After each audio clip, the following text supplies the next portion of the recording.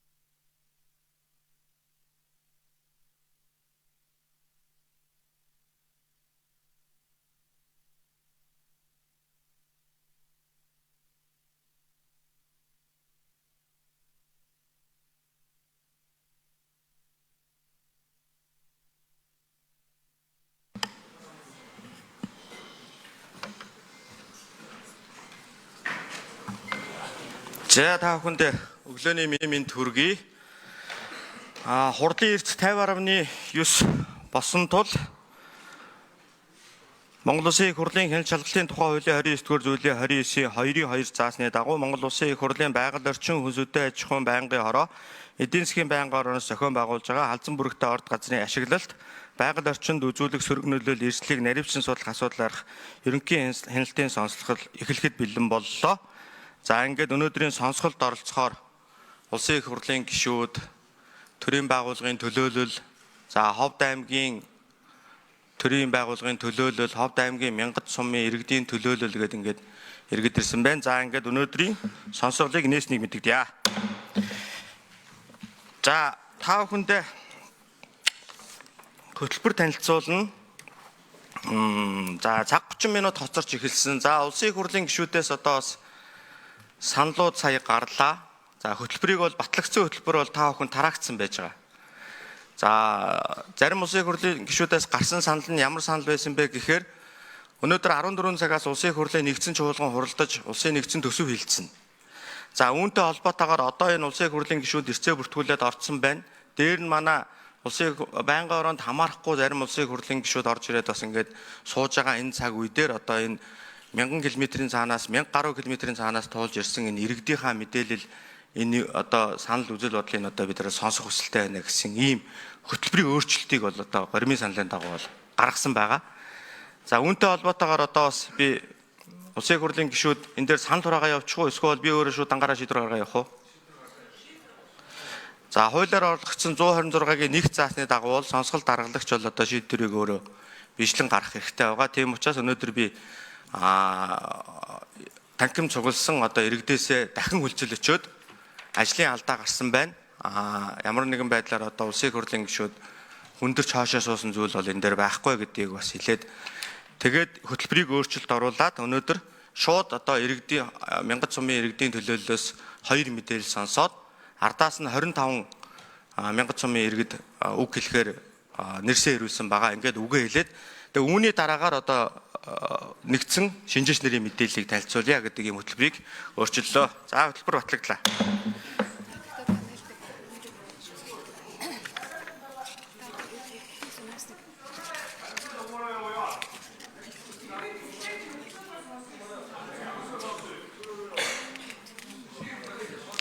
Сая уул нь одоо хурал эхлэхийн өмнө ярилцаа саяных дээр ингээд тогтлоо гэж надад ойлгогдсон шүү дээ. Тий. Тэгээ одоо ингээд нэгдсэн байр суурьгүй байгаа дэж бас болохгүй шүү. Хин амтаа ингээд бас дугаараад ээж болохгүй. Нэгдсэн байр суурьаараа явцгаая. За тэг бүрдэж дарга. Горимын санал гаргач.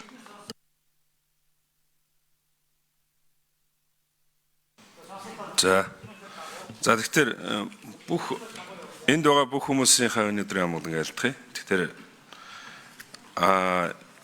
нямдаа авьяат бол эхлээд юугаа энэ хөтөлбөрөөр болохдоор 11 цагт мэдээлэл хийхээр байгаа. Тэгэхээр энэ асуудлыг урагшаа оруулж өгөөч гэдэг хүсэлтийн дагуу сая урагшаа орж байгаа шиг байна. За хоёрдугаарт нь би одоо шинэ энэ хоёр байнгын орооны гишүүн биш л дээ. Тэгэхээр яаж асуулт асуух хамгийн сүүлд асуух болчиход байна л да. Өөр одоо хамгийн сүүл үг хэлэх энэ төр бүгдээрээ байнгын орооны гишүүдийн дараа л хэлэхээр байна. Энийг яаж зохицуулах вэ? Хоёрдугаар, гуравдугаарх нь иргэдийн төлөөлөл болон төрийн төлөөлөл хоёулаа мэтгэлцэх зарчим байхгүй юм уу? Өөрөөр хэлбэл асуулт асуух. Энэ асуулт асуусныхаа үр дүнд тодорхой мэдээллийг олж авах. Энийхээ дагуу олон нийт хүргэх энэ одоо асуудал чинь байхгүй байх шиг байна. Энэ дээр яах юм гээд энэ 3 асуулт. За сүүлийнхаас нь эхлээд хариулчихъя. Бүрдээр дарга манай халдсан бүрэгдээ ордын газар ашиглалттай холбоотой ерөнхий хяналтын сонсгол гэж байгаа. За Улсын их хурлын тухай хууль, Улсын их хурлын дэгийн тухай хуулинд заасны дагуу бид өнөөдрийн сонсгол зохион байгуулагдана. Энд ямар нэгэн сонсгол даргалагчаас олгогдсон эрх үүрэг бол байхгүй. Тухайн хуулиудад заасан чиг үүргийн дагуу бол Улсын их хурлын гишүүд асуулт асууж санал хэлж хариулт авч болно. Иргэд оролцож байгаа иргэд бол үзэл бодлоо илэрхийлж үгээ хэлэх хэрэгээр нь бол одоо парламент төрийн хяналтын сонсгол дээр хангаж байгаа юм хэлбэрээр бол байж байгаа. 2.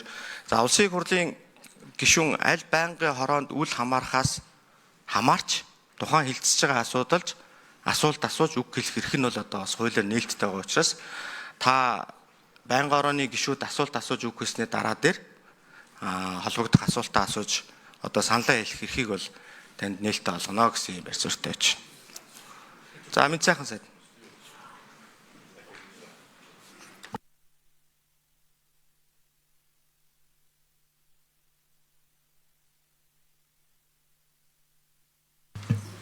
Мэд сайхан гишүүний мик.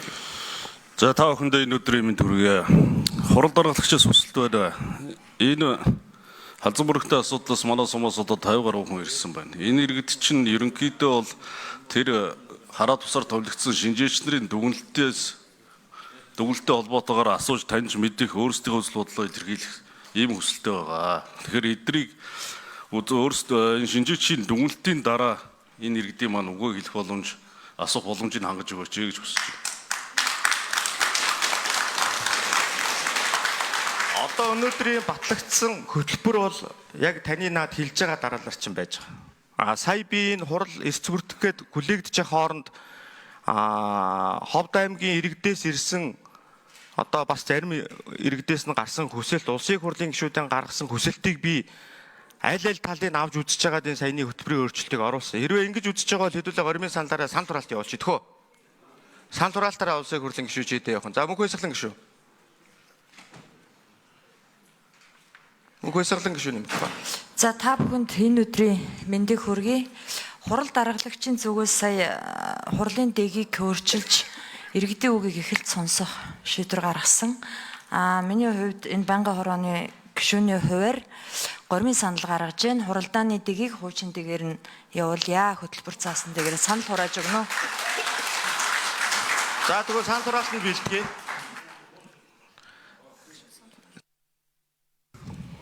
Гишүүд сан тураалтанд бэлтгэе. За мөнх баясгалан гишүүний гаргасан гормын саналаар би орохгүй. Мөнх баясгалан гишүүний мэд сайхан гишүүний гаргасан гормын саналаар дэмжиж гэсэн томьёолоор санал хураалт явуулъя. Санал хураалт.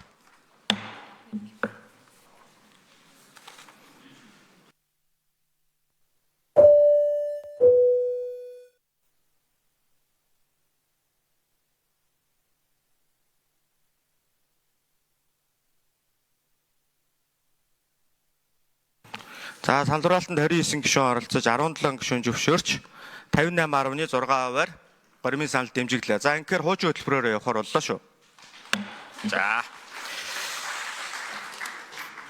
За халдсан бүрэгдээ орд газрын ашиглалт байгаль орчинд үзүүлэх сөрөг нөлөөллийн эрсдлийг наривчин судлах гэсэн ерөнхий хяналтын сонсголыг 2025 оны 9-р сарын 23-ны өдрийн сонсгол нээгдсэн. За өнөөдрийн сонсголд улсын хурлын гишүүдээс гадна ажиглагчаар оролцохоор 2 төрийн бус байгууллагын төлөөлөл 14, төрийн байгууллагын төлөөлөл 31, за иргэдийн төлөөлөл 100, ингээ нийтдээ 152 оролцогч бүртгүүлснээс өнөөдөр танхимд хүрэлцэн ирсэн одоо 126 төлөөллийн танхимд хүрэлцэн иржээ. Мөн өнөөдрийн сонсголт Ховд аймгийн Мянгат сумын нутгийн иргэдийн төлөөлөл бүхий 50 оролцогч, Ховд аймгийн холбогдох төрийн байгууллага иргэдийн төлөөлөл бүхий 15 оролцогч, нийт Ховд аймгаас 65 иргэн оролцож байна.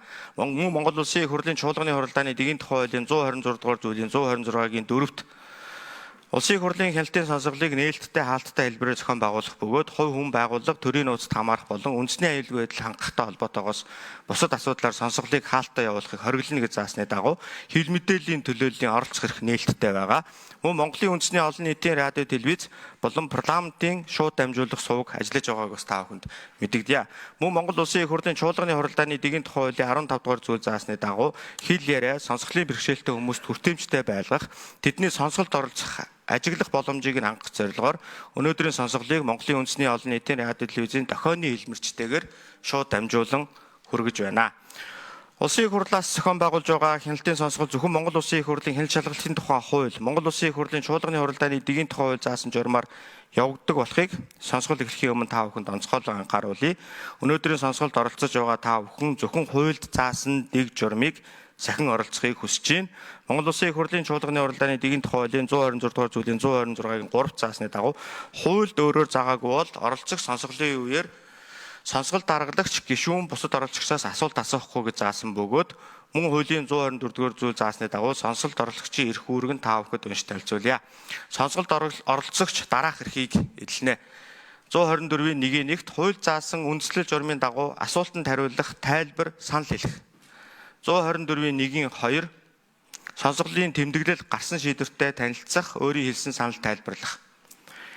124-ийн 1-3 сонсгол зохион байгуулагч болон даргалагчаас тэнцвэртэй хүндэтгэлтэй хандахыг шаардах. За 124-ийн 2-т сонсголд оролцогч дараах үүргийг хүлээнэ. 124-ийн 2-1 сонсгол зохион байгуулагчийн дуудаснаар сонсголд хүрэлцэн ирэх. 124-ийн 2-2 сонсголын дэг сахих.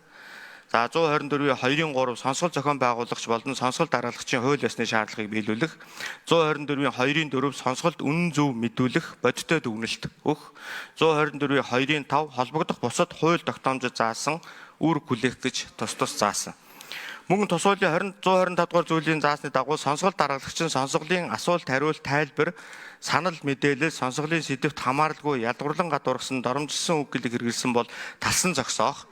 Сонсголын дэг зөрчсөн сонсгол даргалагчийн зөвшөөрлгүйгээр үг хэлэх, хүч хэрэглэх зэрэг зохисгүй үйлдэл гаргасан оролцогчид сануулгах, зайлшгүй шаардлагатай бол үг хэлэх эрхийг нь хасах, сонсголын тогтсон сэдвээс өөр сэдвийг хүндсэн тохиолдолд сануулга өгөх, сонсголын үйл ажиллагаанд цаад учруулсан этгээдийг танхимаас гарах хүртэл арга хэмжээ авах хэрэгтэй болохыг бас та бүхэнд сануулъя. Монгол Улсын их хурлаас зохион байгуулж байгаа өнөөдрийн сонсголын гол ач холбогдол нь бол мэдээлэл сонсох, цуглуулах, төрийн болон төрийн бус байгууллага иргэдийн мэд хэрхийг хангаж, саналыг сонсон шийдвэр гаргах төвшөндөө нэгдэх нь нэг ойлголттой болох, төрийн байгууллага албан тушаалтны үйл ажиллагаанд илэрсэн зөрчил дутагдлыг арилгуулах талаар засгийн газар болон холбогдох бусад байгууллага чиглэлөглөхөд чиглэгдэх болно. Одоо та бүхэндээ сонсголын хөтөлбөр дэг дарааллыг танилцуулъя. За халзан бүрэгдээ орд газрын өнөөгийн ашиглалт сэдвийн хүрээнд аж үйлдвэр эрдэс баялагын яамнаас нэгдүгээрт мэдээлэл хийн. За дараа нь халзан бүрэгдээ ордын талаар өнөөгийн нөхцөл байдал тусгай зөвшөөрөл олгосон талаар шинжээчийн дүгнэлтийг шинжээч Лавгатар танилцуулна. За 3 дугаарт газрын ховор элемент хүдэр баяжмлыг боловсруулах хийм технологийн талаарх шинжээчийн дүгнэлтийг шинжээч Адцаяа танилцуулна. За халзан бүрэгдээ орд газрын байгаль орчинд үзүүлэх нөлөөлөл болон бүс нутгийн нийгмийн нөлөөлийн сэдвийн хүрээнд байгаль орчин уур амьсгалын өөрчлөлтийн яамны мэдээллийг танилцуулна. За халзан бүрэгдээ орд ашиглалтаас үүдэх байгаль орчин нийгмийн эдийн засаг үзүүлэх нөлөөлийн талаарх шинжээчийн дүгнэлтийг шинжээч Наран Цэцэг танилцуулна. За ингээд Монгол Улсын их хурлын чуулганы уралдааны дэгийн тухай хуулийн 124 дугаар зүйлийн 126-гийн 1-4 заасны дагуу сонсголд оролцогч санал мэдээлэлээ 3 минутад багтаан танилцуулна. За Монгол Улсын их хурлын чуулганы хуралдааны мөн дэгийн дагуу холбогдлолтой асуудалтай холбогдуулан бичгээр ирүүлсэн санал төсөөлтийг мэдээллийн агуулгыг сонсол даргалагчид бас танилцуулна. Ингээд үүний дараа улсын хурлын гишүүд асуулт асууж хариултаа авна. За ингээд мэдээлэл дуусны дараа цайны завсарлага байж байгаа. Ингээд буцаж орж ирээд 2 цаг 30 минутын хугацаанд нөгөө 25 иргэдийнхаа үзэл бодлыг нөгөө 2 мэдээлэлтэйг ингээд сонсоод явдаг. Нөгөө та бүхэн тараагдсан хөтөлбөрийн дагуу ингээд явна. За ингээд сонсголынхаа ажилд оръё. Аж үйлдвэр эрдэс баялагын яамны мэдээллийг сонсно. Эндэрт орж байна. За бусдад хүндэтгэлтэй хандна. Мэдээллийн дундуур тасан зогсоох, бүдүүлэг үг хэрэглэсэн тохиолдолд танхимыг чөлөөлөх арга хэмжээ авахыг би та бүхэнд татуу санаалъя.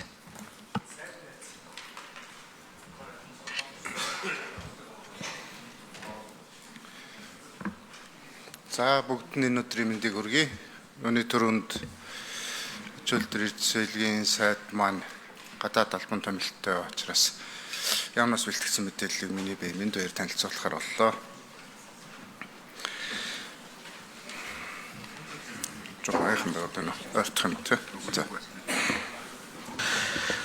Аж үйлдвэр эрдэс баялагын яамны бодлого төлөв судалгааны хилцээний дарга Минд Баяр та бүхэнд танилцуулъя гэж байна шүү.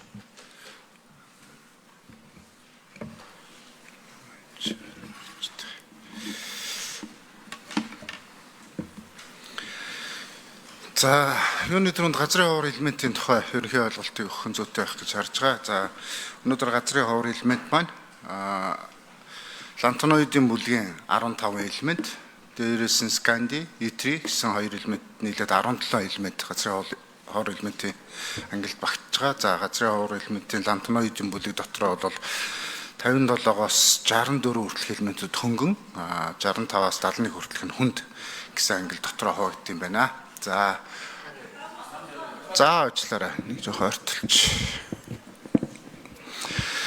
За газрын ховор элемент маань өнөөдөр бидний мэдхээр нарны зааграагоор салхин сүнсний хөдөлгүүр батарей, тэгээ шилэн кабель, хибрид машины бүрэлдэхүүн, ухаалаг тоног төхөөрөмж, дэлгэц хийхэд гол түүхий болж өгдөг.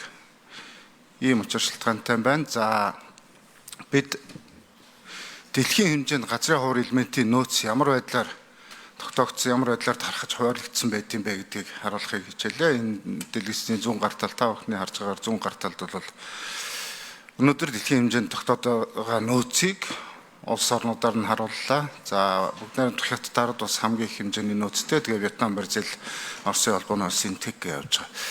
За тэгвэл олборлолтын хувьд дэлхийн хэмжээнд мөн олборлолтоор бүгд найрамдах хятадд бас сэргүүлж байна. 2022 оны байдлаар 240 мянган тонн гэсэн үзүүлэлттэй байгаа бол Америкийн нэгдсэн улс 43 мянган тонн, тэгээ Мянмар, Австрали, Тайланд гээд жагс эрэмблэгдсэн байх нэ. За газрын ховор элемент маань өөрөө тийм түгээмэл тархацтай биш, элбэг тохиолддоггүй, мөн төвлөрсөн тогтсон орд дээрээ ч гэсэн бас нэлээд сарнил байдаг учраас ховор гэж нэрлэгдсэн, олдсон ховор байдаг учраас бас тэрнтэйгээ холбоотой байх. За хэрэглээнийхээ хувьд бол яг түрүүнд дурдсанаас гадна дангаараа хэрэглэгдэхээс гадна энэ маш олон төрлийн элементүүдтэй энэ түрүүчийн хэрэглэгдэх салбаруудад ангиллагдаж хамт хэрэглэгддэг байгаа. За энэ дэлгэцийн баруун доод болонд байгаа графикийг, инфографикийг харах юм бол бидний түгээмэл хэрэглэж заншин жис, никель, цайр гэх мэт элементүүд бол энэ саяын үйлдвэрлэлүүд маш бага хэрэглэгддэг. Нөгөө талаасаа олдоц хэлбэгтэй байдаг. Түүний дараагаар литий титан, тэгээд дараад нь балчлуу, кобальт гэж явж байгаа бол хамгийн их эрэлттэй байгаа. Нийлүүлэлтийн эрсдэл үүсэж байгаа элемент нь бол газрын ховор элементүүд буюу түрүүчийн ярьсан тэр 17 элемент байгаа юм аа. За бид нар тэгвэл хамгийн том тоглогч болох одоо энэ бүгд найрамдах хятад улсын үйлдвэрлэлийг бас энд харуулахыг хичээлээ. Хятад улс маань бол үндсэндээ түрүүчийн ярьсан газрын ховор элементийн 83% нь хөнгөн, 17% нь хүнд элементүүдийг хэрэглэдэг юм байна. За нийт нөөцийн 40 гаруй хувь байна гэж түрүүн ярьсан. Тэгвэл дэлхийн нийт нийлүүлэлтийн 70 орчим хувийг дангаараа хангадаг. Ингэхдээ үйлдвэрлэлийнхаа 60% хятад улс дотооддоо үйлдвэрлэдэг. За хамгийн сүүлийн бидэнд байгаа мэдээлэлээр 21 он 168 мянган тонн газрын ховор элементийн эсэл үйлдвэрлэсэн.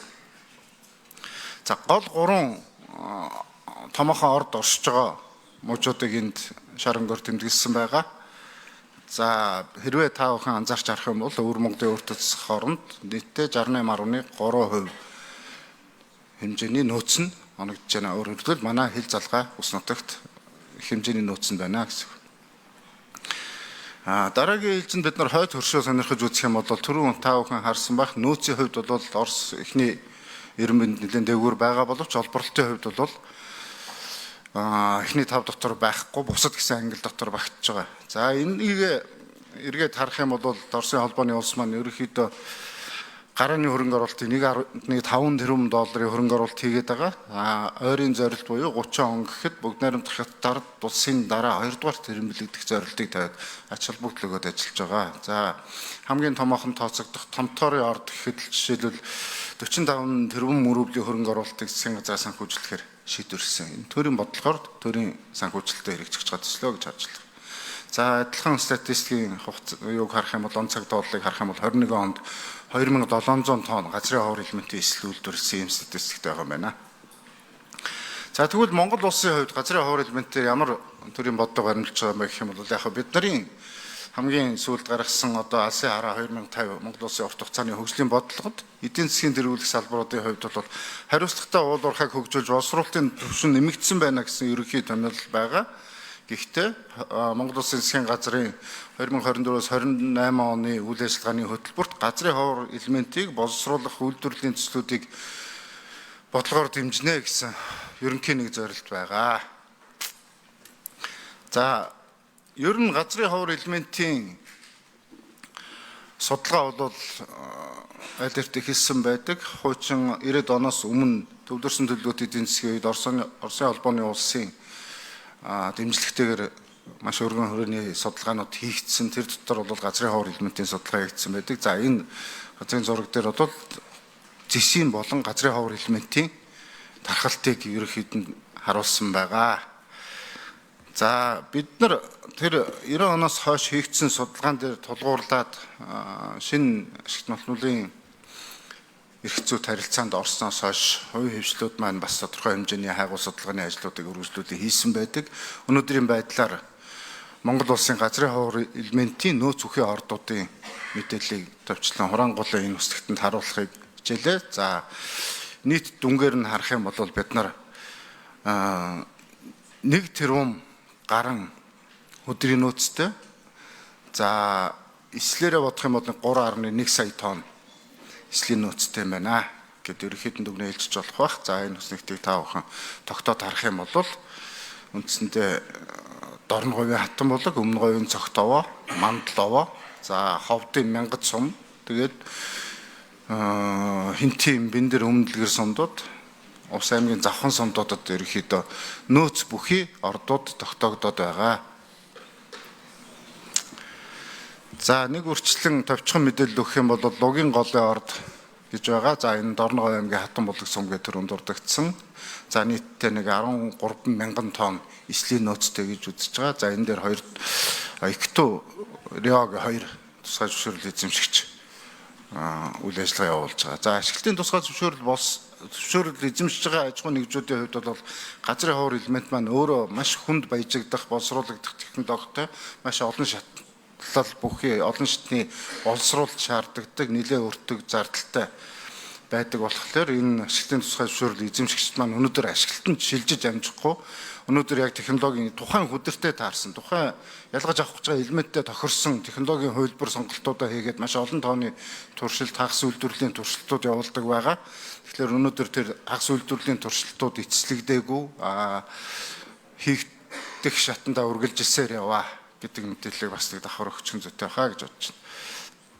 За дараагийн ээлжинд Хотгорын орд байгаа. Хотгор Минералс компани эзэмшдэг. За Виржиниа арлуудын хөрөнгө оруулалттай нийт нөөцийн хэмжээ 486 мянган тонноо. Дараагийнх нь Мушга худгийн орд. За Ремет техника эзэмшиж байгаа. За хөрөнгө оруулалт нь Монголын хөрөнгө оруулалттай нийтдээ 82 мянган тонн эсэл. За мөн хил залгаа тусгай зөвшөөрөл эзэмшиж байгаа. JSB Mining мөн Монголын хөрөнгө оруулалттай цээ зэрэглэлээр нэг 50 мянган тонн эслийн нөөцтэй гэж бүртгэгдсэн байна. За дараагийнх нь Мушга худгийн орд дээр бас Мушга худгийн орд гэсэн ярьсан. За халзан бүрэгдээ орд дээр бас Mongolian National Rare Earth корпорацгаа сая одоо энэ сонсголын үндсэн сэдвт хамаарч байгаа тусгай зөвшөөрлөө. Та бүхэн ерөнхий мэдээлэл нь бол байгаа бах гэж бодож байна. 1.2 сая тонн эслийн нөөцтэй. Нөгөө тусгай зөвшөөрөлтэй талбай дээр 811 мянган тонн эслийн нөөцтэй байгаа. За мөн ялгаагүй хөдөр баяжуулах туршилтын судалгаа хийж байгаа. Энэний дараа хагас үйлдвэрлэлийн туршилт, технологийн туршилт энэ төргээд нэлээд олон туршилтын ажлууд хийгдэхээр хүлээгдэж байгаа гэж ойлгох юм байна. Ашиглалтанд өнөөдөртөө шилжчихэд аль ашиглалтын тусгай зөвшөөрлүүд бэлэн биш байна гэдэг ерөнхийд нь өгнж болно. За хайгуулын 2 тусгай зөвшөөрөл байгаа. Түрүүчийн үсгтийн сүүлийн 2 тусгай зөвшөөрөл. За Набд гэдэг компани Хинтийн аймгийн Бэндэр өмнөдлгөр сумдын нутгийг дамнан оршиж байгаа. За урьдчилсан таамаг нөөцөөр нэг 274 тонн монацитийн нөөцтэй гэж тогтоосон байдаг. За энэ дээр нэмэлт хайгуулын ажлыг судалгааны ажил үргэлжлэх шаардлагатай. Мөн Улаанбaaлийн орд Увс аймгийн Завхан сумд байрлаж байгаа Монголын хөрөнгө оруулалттай. За цээ зэргээр 398.5 мянган тонн эслийн нөөц урьдчилан үнэлсэн ийм ордод байна. За тусгай зөвшөөрлийн хувьд өнөөдөр хүчин төгөлдөр байгаа 6 тусгай зөвшөөрлийн мэдээллийг хүргэлээ. За дахиад энэ газрын ховор элементтэй холбоотойгоор газрын ховор элемент маань дангаараа биш нэлээд олон элементүүдтэй хоршиж оршдог. Дээрээс нь бусад ашигт малмлуудтай хамтаар үйлдвэрлэлд хэрэглэгддэг гэдэг байдлаараа дэлхийн улс орон бүс нутаг бүр өөрсөндөө нэг чухал амин шаардлагатай элементүүдийг металлуудыг чухал ашигт малтмал гэж бид нар одоохондоо мэрэгжлийн хүрээнд ярьж байгаа, нэрлээд байгаа. Олон улсын нэршил нь бол critical mineral-ын гэдэг нэршилд ангилд хамруулж явж байгаа. За энэ хэрвээ одоо зис, кобальт энэ гэдэг бусад critical элементүүдийг, минералуудыг хамруулад харах юм бол нийт үйлдвэрлэл ба нөөцийн хэмжээгээрээ бүгд найрамдахаар тус мөн ялгаагүй нэгдүгürt байна. За дараагийн ээлжинд Бразил, Орос, Энэтхэг, Австрали, гэтэл Америкийн нэгдсэн улс 1.8 сая тонны нөөцтэй. За Монгол улс түрүүн бидний ярьсан 3.1 сая тонны нөөцтэйгээр ингэж яхаа олон улсын түвшинд нэг иймэрхүү хэмжээний нөөцтэй байна гэж харьцуулж харуулахыг зорьсон.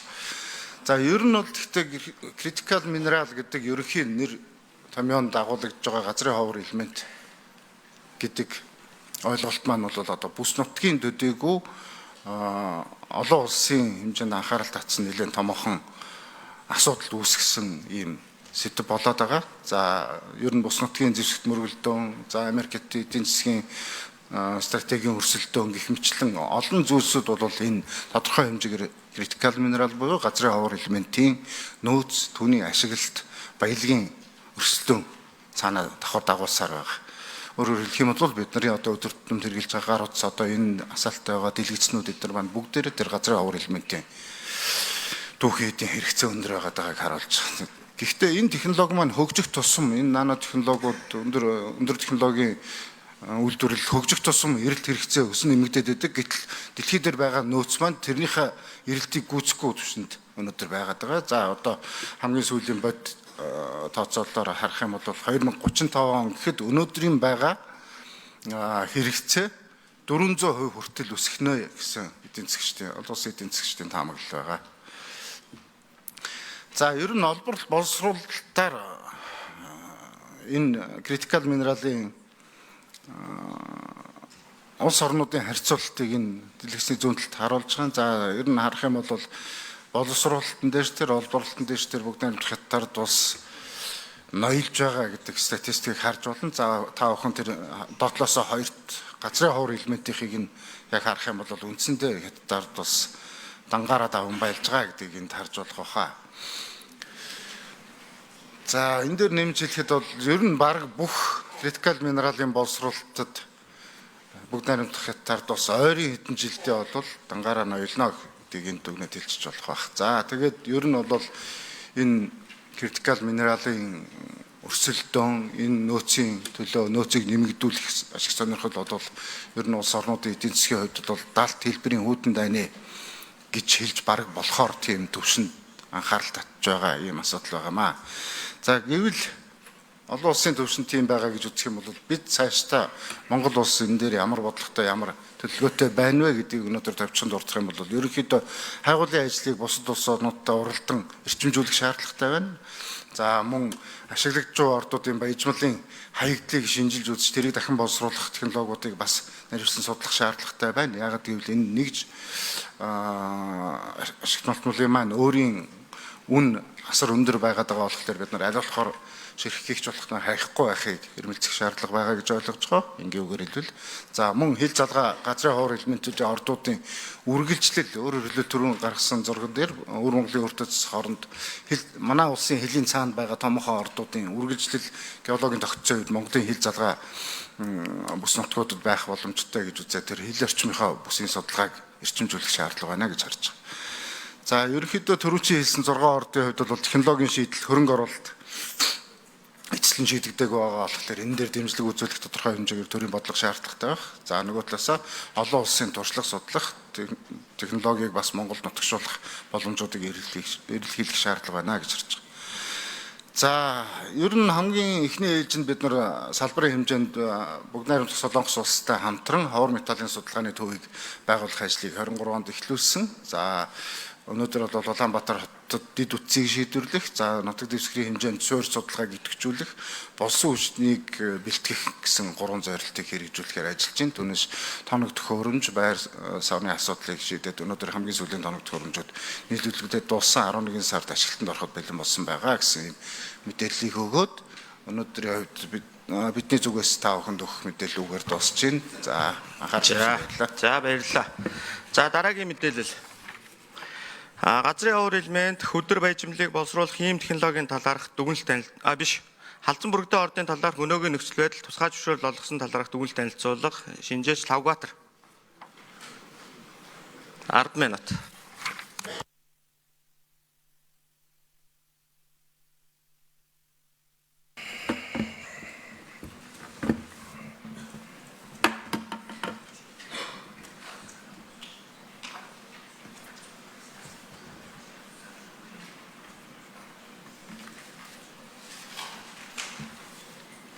За сонсголд оролцож байгаа та бүхэнд энэ өдрийн мэнд хүргэе.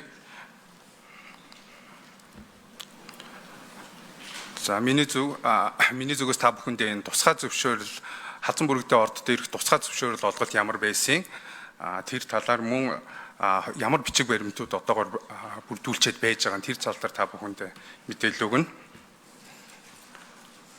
За түрүүн яамны илтгэл дээр бас гарсан байж байгаа.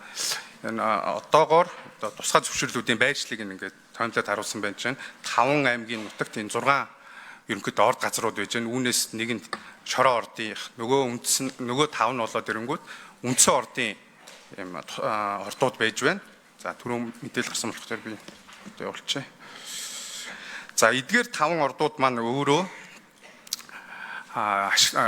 нөгөө газрын ховор элементээр ямар хуу байгаа юм бэ гэдгийг хэлж өгье та бүхэнд.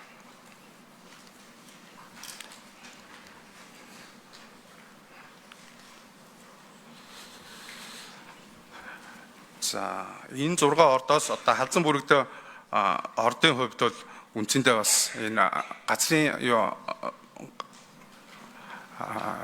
газрын ховор элемент чинь өөрөө хүнд болон хөнгөн гэсэн хоёр ангиллаар ангилж байна.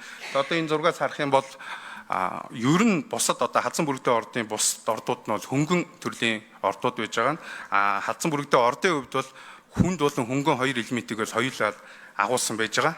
Тэгэхээр ийм онцлог орд байж таарж байна бусад ордуудаас. За хайгуул хийгдэж байгаа юу гэдэг цаашдын юм байж байна.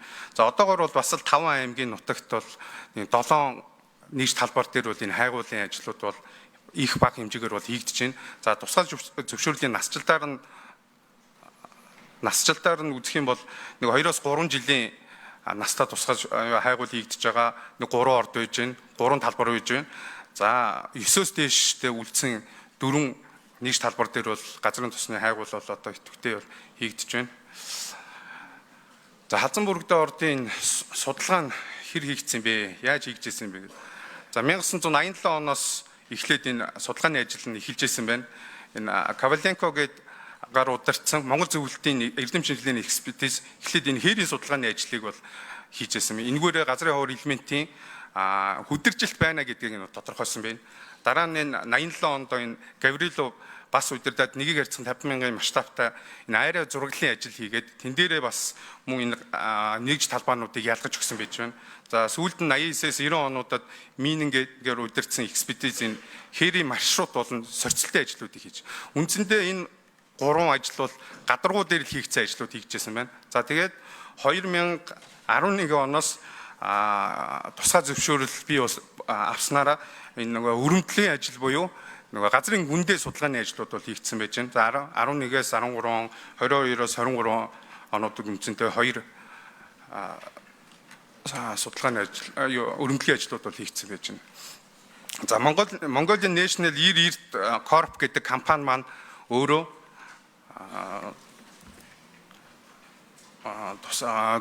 энэ компани тусгай зөвшөөрөл эзэмшигч нь бол Канада улсын 90% нь Supreme 17 Holding Limited гэдэг компани бол эзэмшдэг юм байна. За 10% нь бол Сингапур улсын Бэлэг Индустриал гэдэг компани эзэмшиж байна. За өнөөдрийн байдлаар бол энэ компани маань өөрөө 4 ашиглалтын тусгай зөвшөөрөл эзэмшиж байна. За 69.1 12335 гэсэн газрын ховор элементээс гадна 20783 20784 гэсэн хоёр талбай дээр барилгын чулуу болон шохон чулууны ашигт малтамлын нөөцтэйгээр ийм 4 тусгай зөвшөөрлийг эзэмшиж байна. За энэ компани маань өөрөө мөн бас 51% эзэмшдэг энэ Mongolian National Earth Corporation гэдэг компани бас 51% хувь цагийг эзэмшдэг юм байна. За үлдсэн 49% нь иргэн энэ Үлзий Баяр гэдэг хүн эзэмшиж байна. За энэ компани маань өөрөө бас Увс аймгийн Захын сумын нутагт байдаг энэ 11933 гээд газрын ховор элементийн тусгай зөвшөөрлийг эзэмшдэг байх нь байна.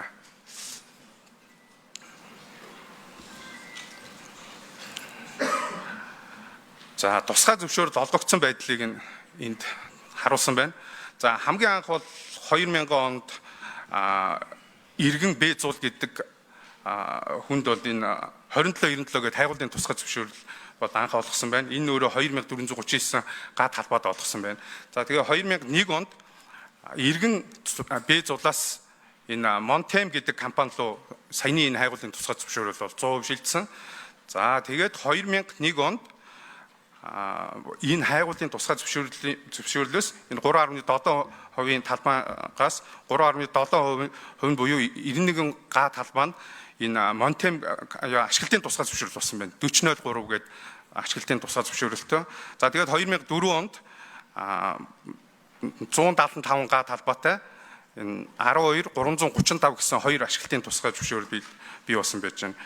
За тэгээд 2007 онд үндсэндээ нөгөө энэ тусгай зөвшөөрөл анх тусан 40.3 гээд тусгай зөвшөөрлөө гээгдүүлсэн нөгөө гэрчилгээгээ гээгдүүлснээс дахиж нөгөө олоход нөгөө шинэ дугаар болсон. Сүүлд бол энэ 12.335 гэдэг шинэ дугаартай явж байгаа. Хойшд бол одоо энэ дугаараар дандаа нэрлэгдээд явж байгаа. За тэгээ 2009 онд Монтем болон Бошгуул гээд хоёр компани хоорондоо бас нөгөө хөрөнгө оруулалтын чиглэлээр жоохон маргаан үсээд тэгээ 9 онд энэ Монтем компани дээр байсан хоёр ашиглалтын тусгай зөвшөөрөл 69.11 12.330 хоёр тусгай зөвшөөрөл маань энэ Бошгуул гээд компани руу шилжсэн байна. За тэгээд Монтем компаниас мөн дахиж хариу бас шүүхийн маргаан үсгээд тэгээд энэ дээд шүүхийн хяналтын иргэний шүүхийн шийдвэрээр буцаагаад 2011 оны 1 сарын 6-нд буцаад Монтем компани дээр хоёр тусгай зөвшөөрлөнд буцаад шилжсэн байна. За ингээд 2011 оны 3 сарын 22-нд Монтем компаниас одоо ингээд Mongolian National E-East Corp гэдэг компани руу энэ хоёр тусгай зөвшөөрөл маань шилжсэн байна. За саяны мэдээллийг энэ зургийн хэлбэрээр та бүхэнд бас харуулъя. Анх ингээд 2797 гэсэн ашиглалтын тусгай зөвшөөрөл олгож байгаад Монтем компани руу шилжсэн байна. За тэгээ 2001 онд хамгийн анхны ашиглалтын тусгай зөвшөөрлөлөө 91 га талбайтай анхны тусгай зөвшөөрөл олгогдсон байна. За дараагийнх дээр нь 69.11 гэсэн 175 гаатай тусгай зөвшөөрөл олгогдоод за тэгээд 2005 онд хайгуулын тусгай зөвшөөрөл маань цуслагдсан байна. За тэгээд дараа нь 2005 онд нөгөө хайгуулын тусгай зөвшөөрөл дээр 98.19 гэсэн хайгуулын тусгай зөвшөөрлийг энэ Mongolian National E-East Corporation компани маань авсан байна. За зүүн дээд булан дээр үлдсэн тэр хэсэг дээр нь Mongolian Lantanoid Corporates гэдэг компани 106 га дээр нь энэ хайгуулын тусгай зөвшөөрөл авчээ. За үүнийхээ дараа нөгөө компани маань нэр маань солигдсон тийм ээ. Компани маань шилжсэн байж байгаа хоёр тусгай зөвшөөрөл. За тэгээд үндсэн том тусгай зөвшөөрөл маань 2014 онд цуслагдаад дараагийнх нь хайгуул нь цуслагдаад за тэгээ А болох шилжээд тэгээ саяны 10794 гэсэн хайгуулын тусгай зөвшөөрөл маань 19329 гэсэн тусгай зөвшөөрөл болсон. За 9819 гэдэг тусгай зөвшөөрөл маань 20783 гэсэн Mongolian National E-East Corp дээр энэ барилгын чулууны ашиглалтын тусгай зөвшөөрөл болсон байж байна. Одоогийн нөхцөл байдал яг өнөөдөр ийм байж байна. За бичиг баримтын байдал дээр бол за 2012-оос 13 онуудад бол анхны хайгуулуудыг хийж эхэлсэн. За тэгээд тухайн үедээ бол 11 он тусгай зөвшөөрөл шилжигдээд 12 оноос уг компани маань 41 цооны бүхий 1100 тууш метр үнэлгээ ажил хийсэн байж байна. Тэгээ энэ ажил дээр үндэслээд 2015 онд бол эрс уялгийн мэрэгжлийн зөвлөлөөр уг нөөцөө хилцүүлээд бүртгүүлсэн байна. Тэгээ хоёр талбайд ирээд тусдаа нөөц бодуулсан. За тэгээ ордын нөөцийн хувьд бол нийт нөөц бол хүдрээр бол 278. За тэгээд эслээрээ 1.2 сая тонн бүртгүүлсэн байна. За тэгээд дараа нь уг нөөцөндөө үндэслээд бол 2018 онд бол техник эдийн засгийн үндэслэлээр боловсруулсан байна. Боловсруулад эрс уялгийн мэрэгжлийн зөвлөлөөр хилцүүлсэн байна. За уг техник эдийн засгийн үзүүлэлтээс товчхон хэлэхэд бол нэг хүчин чадал бол 5 саяар, за ашиглалтын хугацаа 39 жилээр, за ашиглалтын технологийн нийл уурхай, За баяжуулалтын технологийн хувьд бол гравитац, флотаци хосолсон. За уг төслийн нийт төслийнхөө хэмжээнд бол олборлох болон баяжуулах өдрийн хэмжээ бол 194 сая. За нийт хугацаанд бол 21 сая тонн баяжмал гаргахаар төлөвлөсөн байна. За тэгээд 2023 онд дахиад энэ техник эдийн засгийн үндэслэлээ тодтогсон байна. За тодтогсон техник эдийн засгийн үндэслэлийн хувьд бол ашиглалтын жилүүдийг яг 48 жилээр авсан боловч техник эдийн засгийн үндэслэлээр бол 15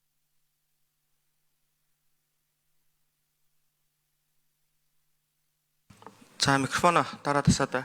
Микрофон нөгдөө. За 15 жил тооцоогоо бол 15 жилээр хийсэн. За ашиглалтын технологи, баяжуулалтын технологийн хувьд бол ижилхэн илүү урхаа гравитац, флотаци хосолсон технологиороо за олборлох өдөр 15 жилээр бол 7.74 саяар за нийт гарах баяжмлын хэмжээ бол нэг 7 саяар хийхэр байсан байна. За тэгээд 22-оос 23 онуудад бол хайгуул хийгдэж байгаа. За тэгээд холбогдох энэ хүрээндээ бол эдний 93 цооны бүхий нэг 19 мянган тууш метр өрнөлийн ажил бол хийсэн байна.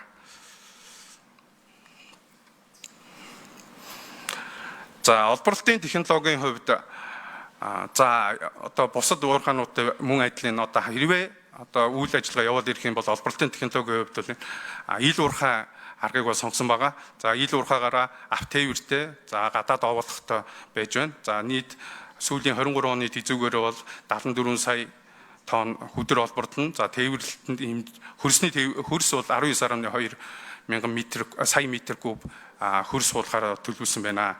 За энэ уурхай маань өөрөө одоо Монгол улсын бас л нөгөө одоо Эрдэнэтэй овоо одоо цайрт минерал шивээ овоо гэсэн ийм ил уурхаануудтай адилхан ийм ил уурхай бол үүснэ. За тэгээд баяжуулалтын технологийн хувьд бол 14-өөс 25 онуудад 3 үндсэн том судалгаа бол хийгдсэн байна. За 14 онд бол тухайн үеийн хуучин нэрээр бол геологийн төвс лаборатори болон Финландийн геологийн албантай хамтраад баяжуулалтын туршилт хийгээд энэгээрээ бас гравитац, флотацийн хосолсон аргаар бол баяжмал гаргах боломжтой байна. За металл авалт нэг 73%-тай.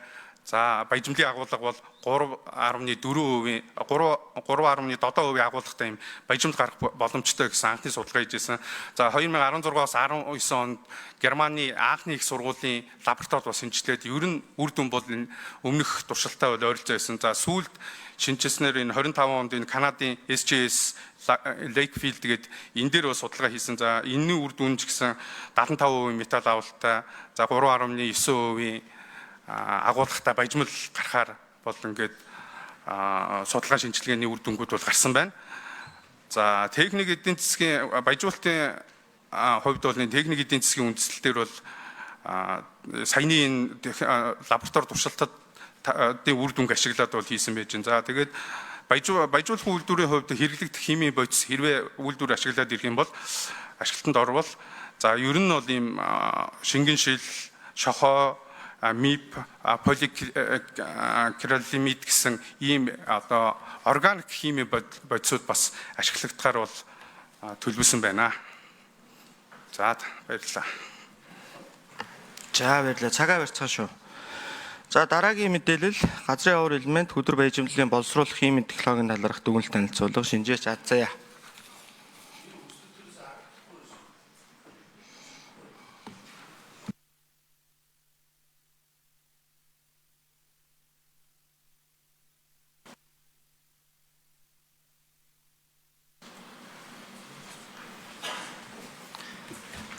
За эрхэм та бүхэнд энэ өдрийн мэндийг хүргэе.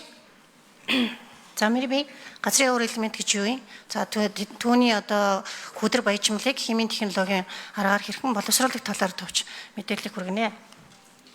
За өмнөх одоо илтгэгч нарын илтгэл гарлаа л да. Ер нь газрын авар элемент гэдэг маань юу гэхээр энэ Менделеевийн үеийн системийн одоо энэ лантаноидын группт 15 бүлэг элемент байгаа. Энэ дээрээ одоо химийн шин чанараар төстэй E3 Scandi гэсэн энэ хоёр элементийг нэмээд 17 элементийг газрын ховрын элемент гэж нэрлэдэг. За энэ бүлэг элементийг бол ер нь цэрийн бүлгийн буюу хөнгөн, итрийн бүлгийн буюу хүнд газрын ховрын элемент гэж дотор нь бол бүлэглэн ангилдаг байгаа. Ерөнхийдөө бол газрын ховор элемент ховор гэсэн нэртэй хэдий ч гэсэн дэлхийн одоо зарцтаст бол бас харьцангуй өргөн тархсан ийм шин чанартай. Онцлог шинжийн хувьд бол өөр хоорондоо химийн одоо шин чанараараа маш төстэй. Тийм учраас баяжуулалтын боловсруулалтын маш нарийн арга технологиг юм шаарддаг ийм онцлог бүхий бүлэг элементүүд байгаамаа. За хэрэглээний хувьд бол түрүүн хэлсэн тийм ээ одоо сүүлийн үед бол өндөр технологийн түүхий дээр бол өргөн ашиглагдж байгаа. За тэгээд цаашлаад бол энэ ер нь батлан маргын салбарт, ангаахын салбарт сансрын технологи за бид бүхний хамгийн одоо өргөн хэрэглээнд яадаг хибрид системийн ийм автомашины түүхийд үйлдвэрлэхэд бол нэлээд ашиглагдж байна. За зүгээр амьдрал дээр жишээг авч үзэхэд бол хибрид системийн одоо энэ дэнгүүдийг үйлдвэрлэхэд бол энэ эдгээр элементүүд бол орж ин. Жишээлбэл одоо цахилгаан моторын үүсгэр хэсэгт нь бол неодим, праситиум, диспроси, терби ингээд орох гих жишээний ингээд эдгээр элементүүдийн өргөн хэрэглээтэй ордог болохоор сүүлийн үед бол нэлээд анхаарал татаад байна. За эдгээр элементүүдийн одоо дэлхийн нөөц нь юу гэхээр 2024 оны байдлаар Америкийн нэгдсэн улсын геологийн албаны судалгаагаар бол одоо 115.4 сая тонн нөөцтэй гэж үзсэн. Энэ слайданд бол ер нь дэлхийд нөөцөөрөө одоо тэргүүлэх байранд орж байгаа улс орнуудын одоо жагсааж харуулсан байна. Тэгэхээр бол бүгд найрамдах хятад ард улсын хувьд бол 38%-ийг дэлхийн нөөцийн 38%-ийг эзэлдэг бол ингээд үргэлжлүүлээд Бразил, одоо Вьетнам, Энэтхэг Австрали гэх улс орнууд бол дараагийн одоо байруудыг эзэлж байна. За манай Монгол улсын хувьд бол 2.7%-тай бас нэлээд одоо нөөцтэй улс орнуудын жагсаалтанд бол ордог байгаа. За ингээд цаашлаад бол одоо газрын ховор элементийг агуулж байгаа эрдэс хөдрийн шин чанарын талаар бол энд орж ирнэ. Ерөнхийдөө судлаачдын судалгааны үр дүнд бол одоогийн байдлаар 250 гаруй эрдэс одоо газрын ховор элементийг агуулсан эрдэс мэдэгдээд байна. Эдгээрийг бол 5 ангилалд бүлэглээд хуваадаг байгаа. Карбонат, фосфат, оксид, галлид, силикат гэдэг. За тэгэхээр энэ ихний одоо карбонат, фосфатын ангилалд байж байгаа энэ бастнезит, монацит, кисинотим гэсэн нэрцүүд нь бол газрын ховор элементүүдийг бол яг агуулдаг, яг үндсэн нэрцүүд нь гэж хэлж болно. За харин оксид, галлид, силикатын ангилалд одоо ордог нэрцүүд нь бол ерөнхийдөө газрын ховор элементийг тээгч байдлаар агуулдаг юм шин чанартай. За эндээс харахад бол ер нь бастнезит, монацит, одоо кисинотим ер нь эдгээр элементүүдийг агуулдаг нэрцүүд маань бол уран тойрыг бол тодорхой хэмжээгээр агуулдаг. Одоо өөрөөр хэлбэл бага хэмжээгээр агуулдаг ийм шин чанартай учраас өөр бусад алт зис, өөр бусад одоо чухал ашигт металлуудын эрцүүдийг бодвол уран тоорыг бага хэмжээгээр агуулдаг юм онцлогтой. Энэ нь болохоор дэлхийд дээр одоо байгаа бүхий л эрдэст бол ажиглагддаг юм төлөв байдал байгаамаа. За ер нь газрын ховор элементийг ямар аргаар олборлдог юм бэ гэхээр голдуу ил болон далдуурхан аргаар бол олборлж байна. За ихэнх газрын ховор элементийн ордуудыг ил аргаар олборлж байгаа. Энэ баруун талд харагдж байгаа энэ зурагт бол одоо дэлхийн газрын ховрын тэргүүлэх 3 том ордын жишээ олгоод авсан байна. Хятадын Баян овоогийн уурхай, Австралийн Маунт Велт, Америкийн нэгдсэн улсын Mountain Pass гэдэг ордуудыг бол ил уурхай аргаар олборлж байгаа гэх жишээ нь. За далд аргаар бол одоо маш цөөхөн ер нь маш ховор юм уурхайг уурхайд ашигладаг. За нэг ганц жишээ нь бол одоо Оросын албаны улсын Мурманск мужид байдаг Лавазерогийн лапаритийн ортыг далд аргаар бол олборлж байна. За ер нь газрын ховор элементийн хөдрийг боловсруулах юм үе шат бол одоо энд харуулж байгаа схемийн дагуу явдаг. Хөдрөө олборлолт, бутлалт, нунтаглалт, баяжуулалт яваад баяжмал гаргаж явна. Баяжмалаа цааш нь химийн аргаар гүн боловсруулсны дүнд газрын ховор элементийн нийлбэрэслээс цаашаа дан эсэл гэх мэт энэ схемийн дагуу ер нь энэ хөдрийг боловсруулдаг байгаа. За хөдрийг дэлхийд дээр ер нь бол одоо дэлхийн улс орнууд үйлдвэрлэл нэвтэрсэн улс орнууд ямархуу технологиор баяжуулж байна гэдэг энэ ерөнхий таймыг бол энэ хүснэгтэнд нэгтгэн харуулж байна. Ерөнхийдөө олон аргууд байгаа л да. Гэхдээ хамгийн өргөн хэрэглэгдэх нь бол одоо энд харуулсан энэ хүснэгтэнд харуулсан 4 арга нь гравитацийн арга, сорон зам баяжуулалтын арга, цахилгаан дамжуулагч чанарт үндэслэл арга, мөн одоо хүүлэн баяжуулалт флотацийн арга гэж байгаа.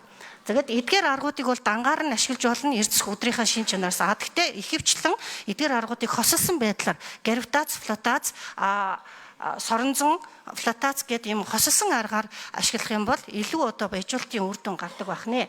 За тэгээд ер нь мэдээж баяжуулалтын технологиг сонгохдоо тухайн хүдэрт агуулгадах эрдэсийн шин чанар найрлагаас нь хамааруулаад баяжуулалтын технологиг бол сонгодог байгаа.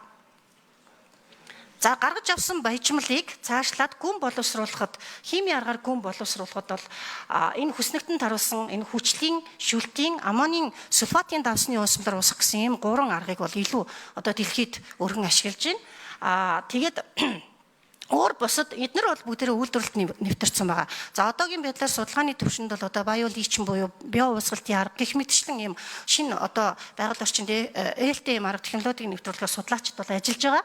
За тэгээд жишээлбэл хүчлийн аргыг ямар тохиолдолд хэрэглэх вэ гэхлээр баяжмлын төрөл нь одоо басницит, моноцит гэсэн ийм эрдцүүдийг агуулсан дотроо одоо фтор, фосфор агуулсан ийм эрдцүүдийг 200-аас 500 градусын температурт эрдэс хүчил буюу азот хүчил, азот хүүхэр давсны хүчлүүдээр уусгах ийм технологи хэлдэг байгаа. За тэгээд энэ технологи нь бол одоо Баян-Овогийн уурхад бол ашиглагдаж байна. За шүлтийн арга нь бол мөн л одоо нөө фтор карбонат бүхий эрдсүүдийг харьцангуй нам температурт буюу 140-150 градусын температурт уусгах ийм технологи байдаг.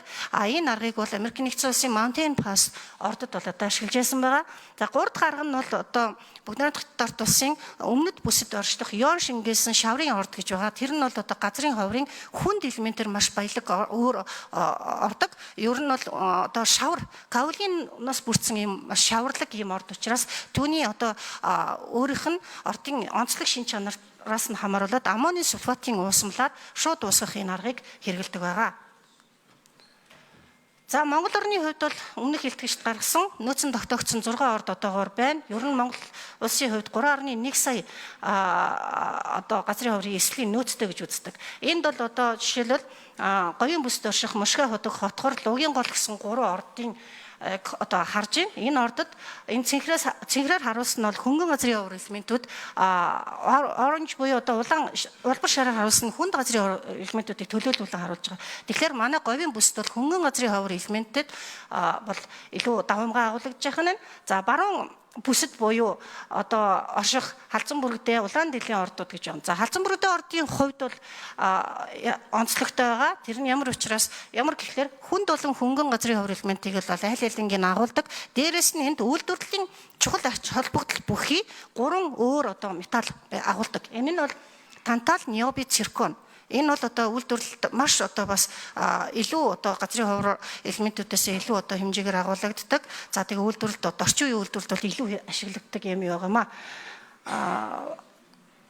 Элементүүд байгаа. За байршлын хувьд бол мэдээж Ховд аймгийн Мянгат сумын нутагт оршдог. За тэгээд нөөцөөрөө бол ер нь геологийн нөөцөөрөө газрын ховор элементийг 1.2 сая тонн гэж тогтоосон. Энэ нь бол циркон, ниоби газрын ховор элементийн орд гэж тогтоогдсон байгаа. За энэ ордын эрдсийн болон химийн найрлагыг одоо шинжлэх ухааны академийн химийн технологийн хүрээлэн за геологийн төв лаборатори Финляндийн геологийн алба Германы Аахны их сургууль гэсэн юм судалгааны байгууллагуудад бол урьдчилсан судалгаануудыг хийсэн байгаа. За гэхдээ энэ бол хийсэн судалгаанууд нь бол он цагийн өөр одоо он дараалттай хийгдсэн байгаа. За химийн хүрээлэнгийн хувьд бол 1993 оны дундор хийгдсэн судалгааны үр дүнгээр энэ ордын хөдөрт ойролцоогоор 37 эрдэс агуулгадж байна. Энэ дотроо газрын ховор элементүүд нь бол фтор карбонатын эрдэст агуулгадан, цирконы нь бол одоо LPD-д гитинксид циркон гэсэн эрдэсүүдэд ниобин пирохолорт агуулгадж байна гэж байна. Тэгэхээр геологийн төв лабораторид хийсэн 2014 оны судалгаагаар бол хүнд газрын ховор элементүүд нь циркон, LPD-д, колумбит, пирохолорт агуулгаж байгаа бол хөнгөн нь баснезит, парисит, синхисидд агуулгаж байна гэж тогтоосон. За харин Германы Аахны их сургуульд энэ ордын хөдөрт фтор карбонат, баснезит, синхисид, парисит агуулгаж байна гэсэн өмнөх судлаачдын дүнтэй бол нийцсэн юм үр дүн гаргасан байгаамаа. Химийн найрлагын хувьд бол за химийн хүрээлэнд хийсэн судалгаагаар газрын ховор элементийн эсэл нь 128-аас 244% агуулгадчихсан бол цирконы 1.5-аас 2.4, ниобийн 0.5-аас 0.6% тус агуулгадж байна. За энэ дээр бол мөн бас мэдээж нэгэн тал одоо газрын хувийн элементийн эрдэс өдр маань уран тойрог бол бага хэмжээгээр дагалддаг гэсэн үднээс уран тойрог бол зайлшгүй одоо тодорхойлох ёстой. Тийм учраас ураны агуулга бол энэ хөдөрт 0.9%, тойрын агуулга 0.28% агуулгадж байна гэсэн үр дүн гаргасан байгаа. Германы анхны их сургууль дээр хийсэн судалгаагаар уран нь одоо гитенсид элбидит пирохолорт агуулгадж байгааг бол тогтоосон байгаа. За тэгээд мөн тэнд хийсэн судалгааны ажлын нэг онцлог нь бол бас энэ ордын одоо төв хэсэгт циркон гэх эрс агуулгадж байна. Тэр дотор нь одоо циркон итригээс гадна гафни гэдэг өөр бас үйлдвэрлэлийн ач холбогдолтой юм элемент илэрж байгааг бол илрүүлсэн. За геологийн төв лабораторид бол газрын хувир энэ хөдөрт бол газрын хувир элементийн эслэл 0.41% байгаа гэдгийг тогтоосон байгаад байгаа. За мөн л одоо уран тойрын газрын хувир элементийн эрдэс дагуулдаг гэдэг үүднээс бол ер нь ураны орд гэж юу юм бэ? Газрын хувир элементийн орд гэж юу юм бэ гэсэн үндсэн ялгааг бол ойлгох нь зүйтэй гэж үзэж байна. За энэ хөснөгтөн дээр бол Монгол орны одоо газрын хувир элемент, за ураны одоо хоёр том ордыг бол жишээ болгож авсан байна. Тэгэхээр одоо сүүлийн үед бол олон нийтийн анхаарлыг ихээхэн татж байгаа юм ордууд байгаа юм л да. За тэгээд ингээд харьцуулаад үзэхэд газрын хувир элементийн эдгээр хоёр орд нь бол ер нь одоо үүсэл, геологийн бүтэц тогтцол агуулж байгаа эрдэс минералынхаа хувьд бол тис ондоо хоёр өөр орд байгаа. За газрын хувир халзан бүрэгтэй ордын хувьд бол үндсэн эрдэс нь бастнесит, парисит, синхисит, итри пирохолор циркон байсан. За ашигт одоо элемент нь бол циркон, ниоби газрын хувир элементүүд байдаг. Дагалдах элементээр бол одоо уран тойрын агуулгадж байна, бага хэмжээгээр агуулгадж байна. За харин зөв жовогийн ураны орд бол одоо үүсэл нь бол элсэн чулууны орд учраас үндсэн эрдэс нь ураны нийт, пиролит, карнотит гэсэн юм эрдэс байгаа. За тэгээд энэ ураны одоо дундаж ураны эрдэс дагуулгадах ураны дундаж агуулга нь 0.02% ингэж агуулгаддаг байхна. Тэгэхээр нөгөө тухайн эрдэсийн шин чанар геологийн тогтоц үүслээсээ хамааруулаад энэ хоёр ордын хүдрийг олборлох, боловсруулах процесс нь химийн арга нь бол одоо хоёр өөр арга байгаа. Галзан мөрөгтэй ордыг бол одоо ил аргаар олборлоод хүдрийг нь баяжуулаад баяжмалыг нь одоо химийн аргаар боловсруулдаг бол зөв чөвөөгийн ордын хувьд бол газрын дор уусган олборлох технологи буюу хөхрийн хүчний сулруулсан уусмалаар одоо боловсруулдаг ийм хоёр ялгаатай өөр орд байгаамаа. Тийм учраас галзан мөрөгтэй орд бол циркон, ниоби газрын хувирын орд, зөв чөвөөгийн орд бол ураны орд юм аа. За ер нь бол одоо Монгол орны газрын хувир элементийн ордуудын хөдөрт уран тойрын хэмжээ ер нь хэр хэмжээтэй агуулгадж байгаа гэдэг талаар мэдээллийг бол энд харуулсан байгаа. За энэ судалгааг бол Шинжлэх ухааны академийн химийн технологийн хүрээлэнд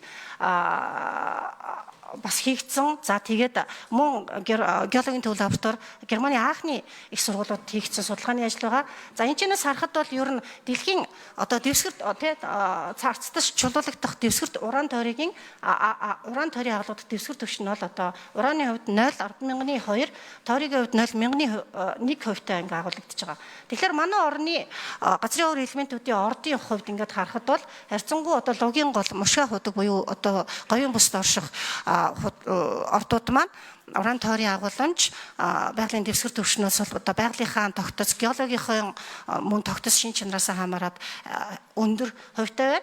За хотгор орд бол мөн юунд байгалийн дэвсгэр түвшнийхээ ойролцоо, харин халзан бүрэгтэй ордын хувьд бол энэ доор мөн дэвсгэр түвшний ойролцоо байна гэсэн энэ судалгаануудыг бол бид нар урьдчилсан байдлаар гаргаж аваад байгаа.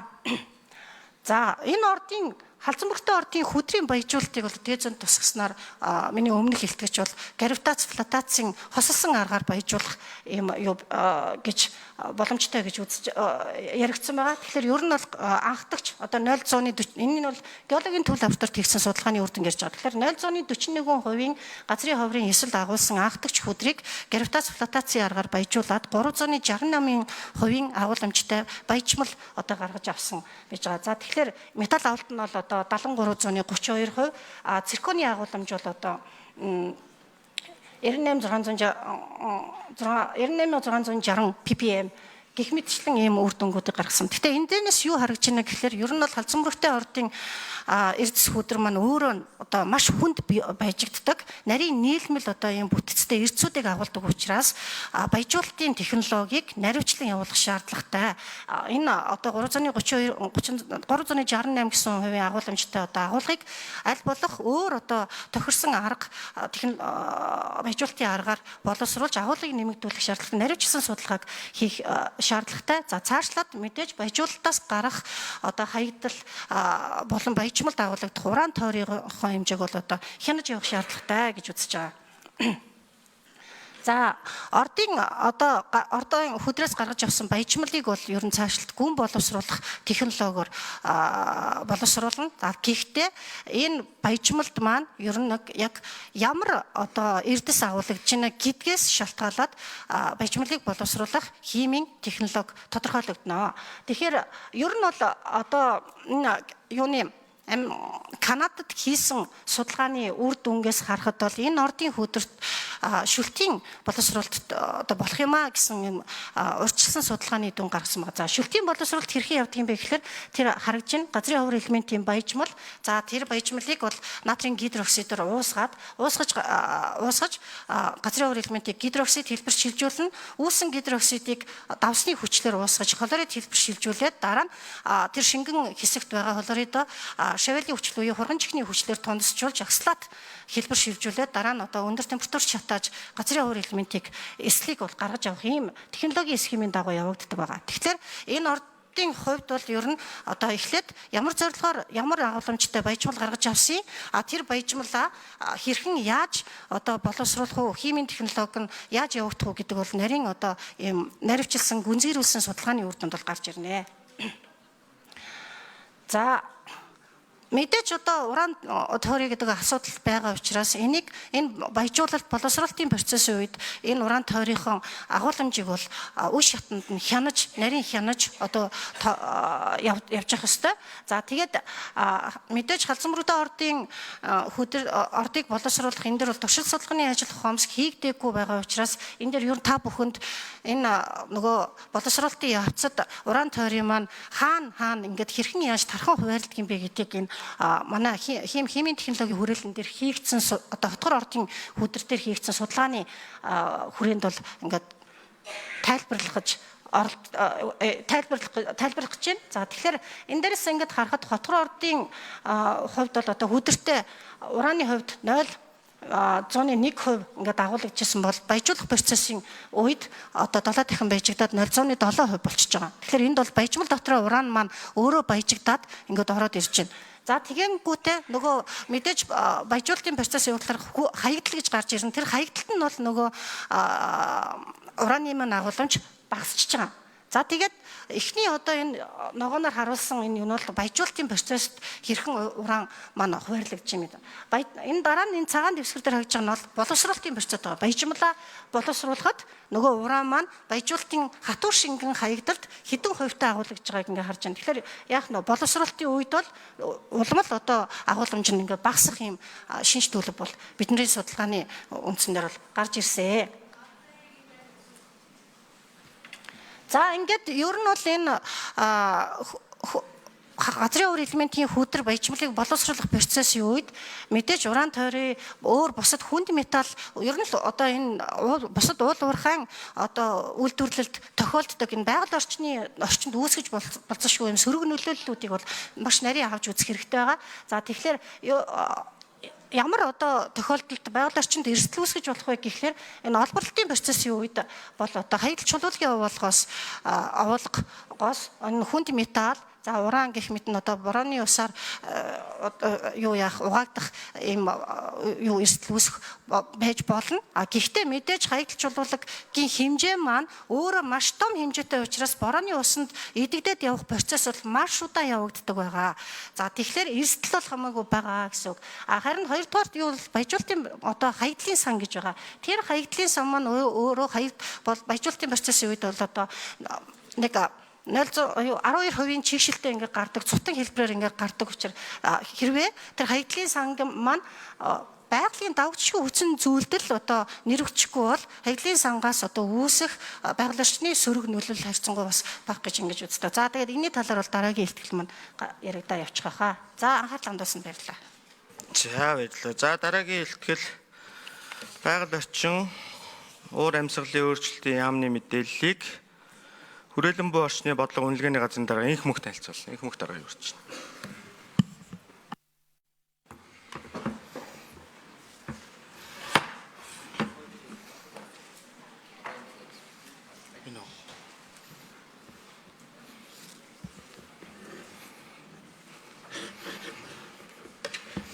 За, та бүхэнд энэ өдрийн мэндийг хүргье.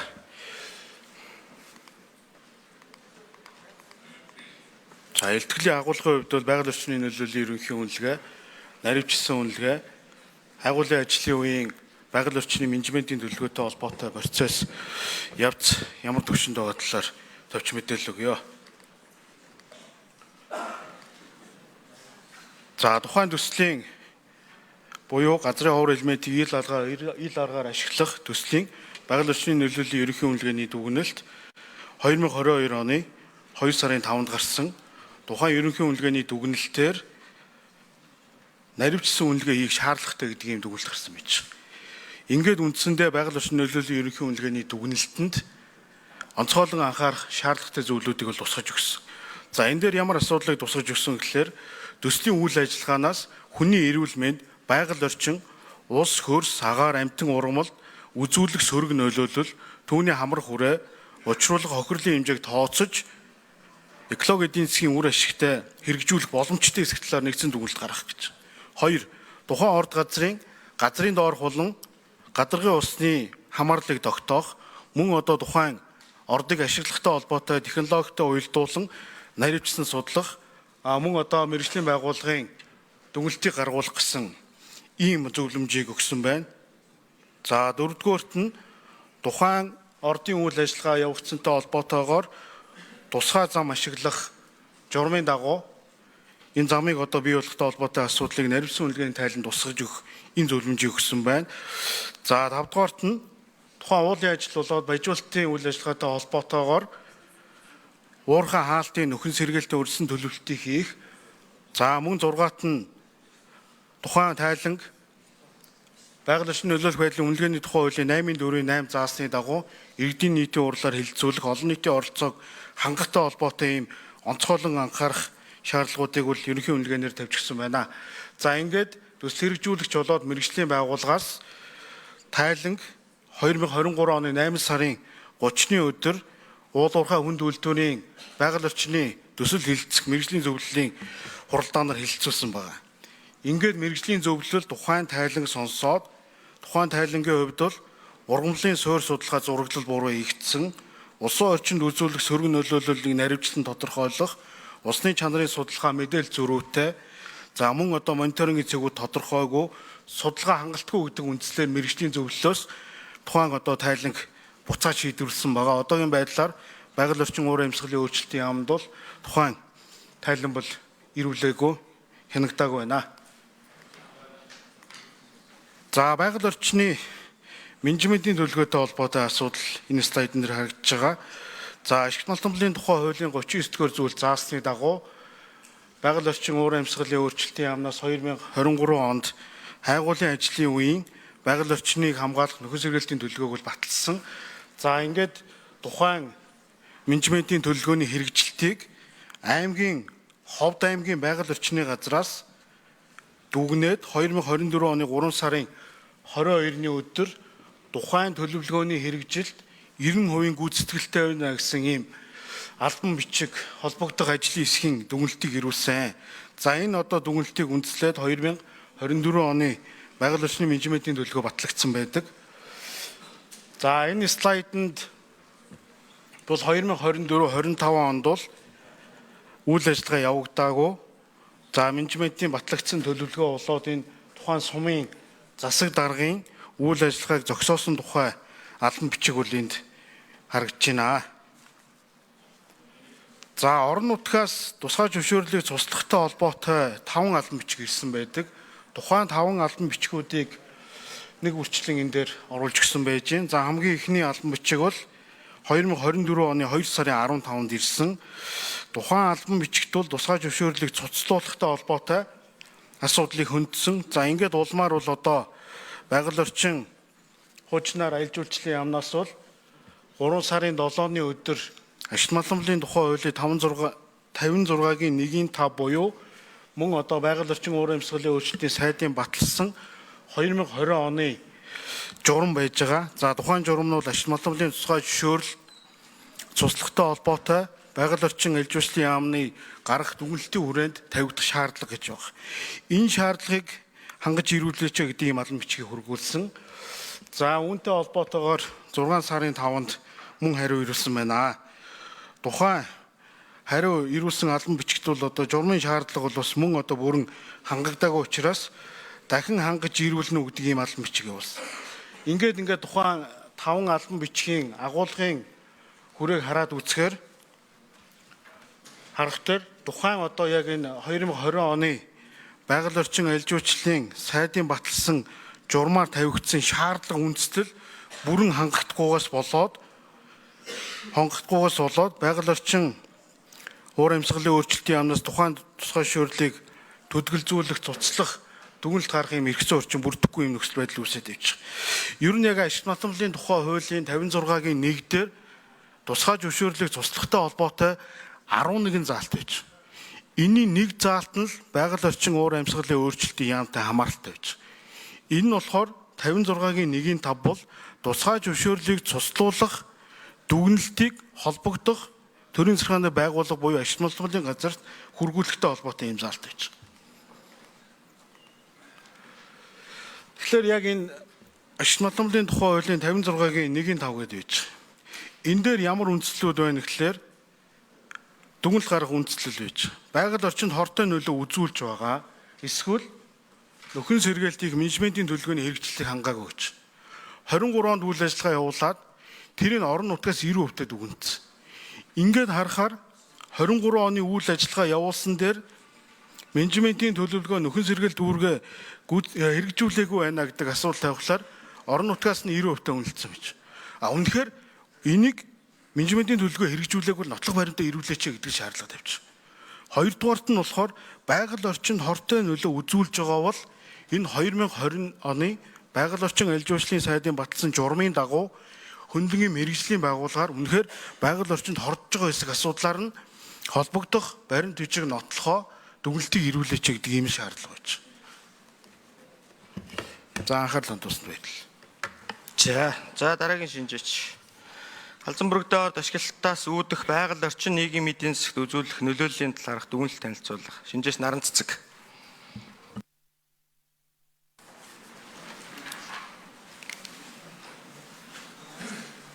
За сайн мэцгаана уу.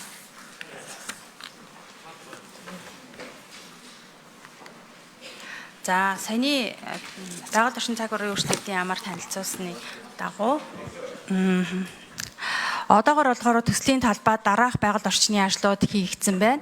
Сая баталгаажсан ажлуудыг энэ сая танилцууллаа. За энэ 2013 онд байгаль орчны археолог патентологийн судалгаа хийгдсэн бол 2022 онд байгаль орчны төлөв байдлын судалгаа хийгдсэн байна. 2022, 23, 24, 25 онуудад байгаль орчны хамгаалах нөхөн сэргээх ажлын менежментийн төлөвлөгөөг баталгаажуулсан. 2022, 23 онуудад тус төлөвлөгөөний биелэлтийн тайлангуудыг мөн баталгаажуулсан байна. 2023 онд байгаль орчны нөлөөлийн наривчсан үнэлгээний тайланг боловсруулсан боловч баталгаажаагүй. 2024 онд байгаль орчин нийгмийн нөлөөлийн судалгааны тайланг боловсруулсан байна. За одоо төсөл маань яг хаана явж байгаа юм бэ гэд үзэхээр одоогоор энэ төсөл маань геологийн наривчсан хайгуулын шатандаа явж байгаа. Тэгээд одоогоор хайгуулын ажил бол зогссон байгаа. Энэ цаг үедээ олборлолтод бэлтгэх ажлыг эхлээд хийгээд ингээд явж байгаа. Тэгэхээр төсөл маань яг одоо наривчсан хайгуулын үе шатандаа олборлолтод бэлтгэх үе шатанд явж байгаа учраас байгаль орчны сөрөг нөлөөллийг бүр наривчлан дүгнэх ингээд боломжгүй цаг үе дээр явж байгаа гэдгийг хэлмээр байна. За одоо 2000 хайгуулын ажил явагдаж байгаа 2022-23 онуудад болохоор дараах байгууллагуудаас мянгат сумын иргэдийн хурал засаг сумын засаг дарга үндэсний аюулгүй байдлын зөвлөл, уул уурхай хүнд үйлдвэрийн яам, сумын засаг дарга, Ховд аймгийн байгаль орчны аялал жуулчлалын газар гих 6 байгууллагаас нийт 8 удаагийн хяналт шалгалт орж очсон байна талбай дээр. За цаашид болохоор байгаль орчны эрсдийг ямар байдлаараа ингээд төсөл хэрэгжүүлэгч ингээд хариуцж ажиллах юм бэ гэвэл эдгээрс байгаль орчны орд ашиглахын өмнө хуульд нийцүүлэн холбогдох аргачлал журмын дагуу боловсруулсан төслийн мэдээлэл, техникийн тодорхойлолт, талбайн байгаль орчны төлөв байдлын судалгаа, нийгэм эдийн засгийн үнэлгээ, болзошгүй сөрөг нөлөөллийн үнэлгээ, дүүцүүлэн хамгааллын төлөвлөгөө, хог хаягдлын менежмент, нөхөн сэргээлт хаалтын төлөвлөгөө, төслийн экологи эдийн засгийн үнэлгээнд дээр үндэслэн сөрөг нөлөөллийг бууруулах, арилгах арга хэмжээ хөтөлбөр, хяналт шинжилгээний хөтөлбөрүүдийг боловсруулсан байх ёстой. За эдгээр дотроос байгаль орчны нөлөөллийг болзошгүй нөлөөллийг нь болохоор агаар, хөрс, газрын гадарга, гүний ус, ургамал, амтан, нийгэм эдийн засаг гэсэн нийгэм эдийн засгийн хүчин зөвлөлүүдээр бол тодорхойлдог. Халзан бүрэгдээ төслийн хувьд болохоор агаар, хөрс, ус, цацрагийн хэмжилтүүд бол илүү төлхөө хийгдсэн байна. Энэ нь болохоор 2022 оны төлөв байдлын тайлан, бэлдийн тайлангууд 23 оны байгаль орчны нарийнсан үнэлгээний судалгаа, 2024 оны олон улсын байгууллагын хийсэн судалгаан дээр энэнийг бол илүү дэлгэрүүлж ингээд судалсан үр дүнгуудыг ингээд авч үзэж байна. За эндээс аваад үзэх юм бол агаарын чанарын хяналтын шинжилгээг хяналт мониторингийн цэгүүд болон төслийн талбайн ойролцоо байрлах үйлжээ хаваржааны байршлууд дээрээс хэмжилтийг хийсэн. Энэ нь бол зөвшөөрөгдөх хэмжээнээс давсан үзүүлэлт гараагүй байна. За дуу чимээний хяналт шинжилгээг мөн саяны цэгүүд дээр давтан хийсэн байна. За усны шинжилгээг бол голоос гадаргын ус болон малчдын худаг дас шинжилгээнүүдийг хийсэн байна. Энэний чанарын үзүүлэлтүүд нь мөн стандартаас давсан үзүүлэлт байхгүй, 2 үзүүлэлт бага зэргийн өөрчлөлттэй гарсан байсан. За усны шинжилгээг болохоор дараах стандартуудтай ингээ харьцуулж үзсэн байна. За хөрсний төслийн талбайд хөрсний шинжилгээг мөн мониторингийн цэгүүдийг давтан авсан шинжилгээний үр дүнгээс хүнд металлын бохирдол илрээгүй үр дүгнэлтүүдийг гаргасан байна. За цацрагийн хяналтын хувьд болохоор эхний зураг дээр болохоор төслийн талбайгаас аслагдсан зайд бүс нутгийн хэмжээнд цацрагийн хяналтын цэгүүдийг орон нутгийн бүсийн төслийн талбайн усан дах цацрагийн хяналт мөн төслийн талбайг бүхэлдэн торлох байдлаар хяналтын цэгүүдийг эдгээр дээжүүдийг болохоор хяналтын зорилгоор цаашид төлөв байдал болгох зорилгоор хийгдсэн байна.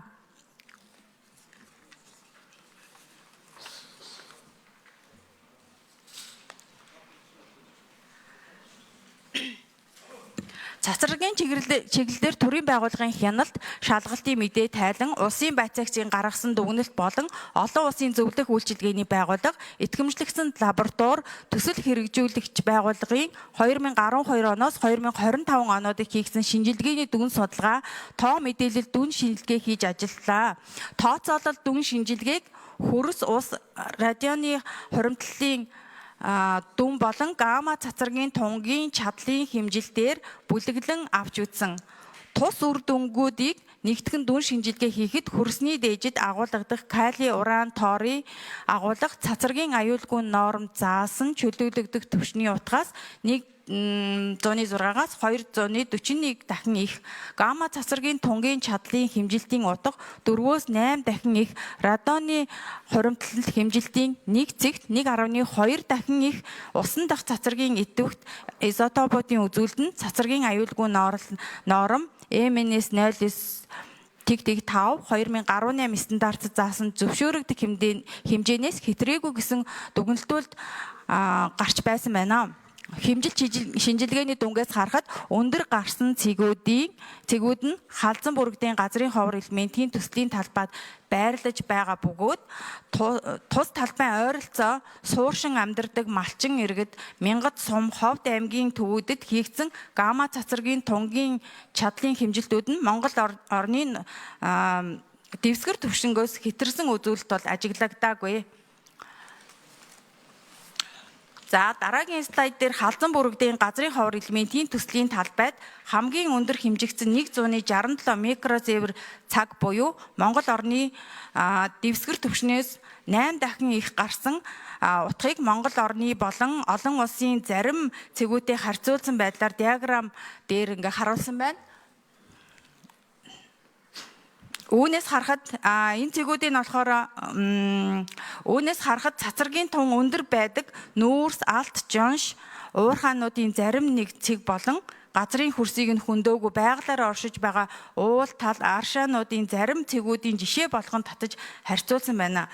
Тухайлбал Бразил улсын Гаура-Пари гих газар Атлантын далайн эрэг дагуух аялал жуулчдын бүс нутагт 100 гаруй мянган хүн амьдарч хэдэн зуун сайн жуулчид зорчдог бөгөөд далайн эргийн эсрэг цацраг идэвхт элемент ихээр агуулдаг учраас байгалийн цацрагийн тун 10 микрозевр цаг хүртэл заадаг юм байна. Энэ нь 167 микрозевр цаг гэж тэмдэглэгдсэн цэгийн цацрагийн тунгаас 6 дахин их, Мянгат сумын цацрагийн фоноос 91 дахин их гэсэн үг. Мөн иргэд ингээд Дорнод аймаг Мардайн орхигдсон уурхай болсон Дорно гавийн зөөгч аваа зэрэг цэгүүдтэй адилхан ойлгоод байдаг. Эдгээр газруудын өндөр хэмжигдэх цэгүүдээс даруй 3-аас 5 дахин бага байх нэ.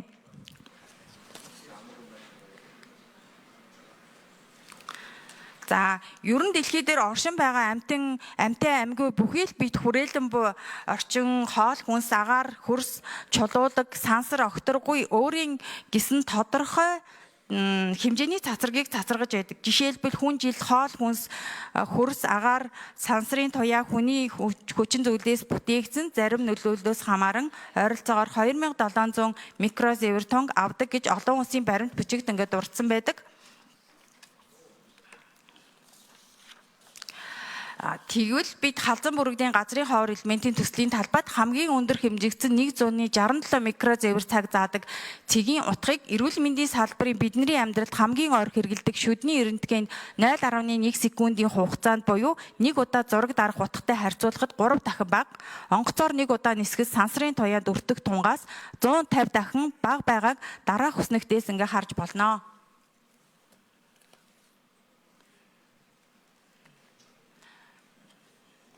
За, нийгмийн нөлөөллийг авч үзэхдээ хүн амын амжиргааны хөдөлмөр эрхлэлт, эрүүл мэндийн боловсролын дэд бүтэц, малын эрүүл мэндийн үнэлгээ, орон нутгийн иргэдийн оролцоо, нийгмийн нөлөөлөл гэсэн бүлгүүдийг багтаан авч үздэг. За, Ховд аймгийн Мянгат сумын хүн амын байдал нь болохоор Мянгат сум нь 2024 оны байдлаар 3733 хүн амтай, 2024 оны хүн ам нь 2012 онд болохоор 3400 байсан бол 9.8%-аар нэмэгдсэн байна. Сумын төв нь бол Баян хошуу баг 911 хүнтэй бол Баян цагаан, Гахат, Баян болог, Цэцэргант багуудаас одоо төсөл хэрэгжиж байгаа Гахат баг маань хамгийн бага буюу 308 хүнтэй байна. Өрхийн тоон болохоор 950-ыг, үүнээс сумын төвд 232, хөдөө 722 айл амьдардаг байна. Хүүсийн харьцаа эрэгтэй 50.7, эмэгтэй 49.3% байна. За, эдгээрээс хөдөлмөрийн насны хүн 15-аас 64 насны 61.3%-ийг эзэлж байна. За, Ховд аймгийн Мянгат сумын хүний эрүүл мэндийн байдлыг аваад үзэх юм бол улсын хэмжээнд халдварт бас өвчлөлтөө харьцуулаад үзэх юм бол хоёулаа ингээд улсын хэмжээнд аймгийн хэмжээнд нь бол ингээд өссөн төлөвтэй байгаа. Улсын дундаж хэмжээтэй харьцуулаад үзэх юм бол харьцангуй бага гэсэн судалгаа байна. За, Ховд аймгийн 17 сумыг дараагийн диаграм дээр Ховд аймгийн 17 сумыг ингээд халдварт бас өвчнөөр нь ингээд ангилаад үзэхэд бол Мянгат сум маань бол 4-р явж байгаа.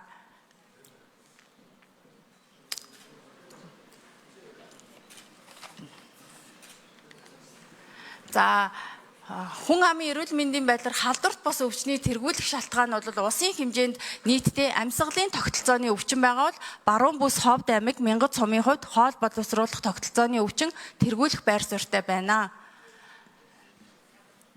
За улсын хэмжээнд мал эмнэлгийн халдваргүй өвчлөлийг нь аваад үзэх юм бол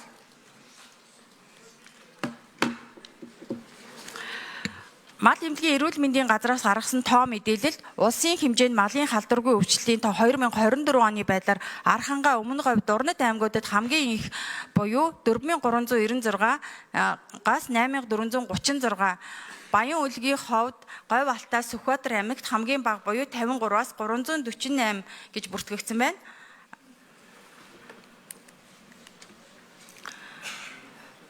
За 6-аас харахад бол 2025 оны хаврын мал төлөлтийн үеэр Мянгат сумын Цагаан булаг, Гахаат, Баян булаг багуудад гарсан ургийн гажгийн төлөлт мал эмнэлгийн ариун цэврийн станцын төвл лабораториас гаргасан дүгнэлтийг танилцуулъя. Дүгнэлтийг ингээд авч үзсэн. За үүн дээр бол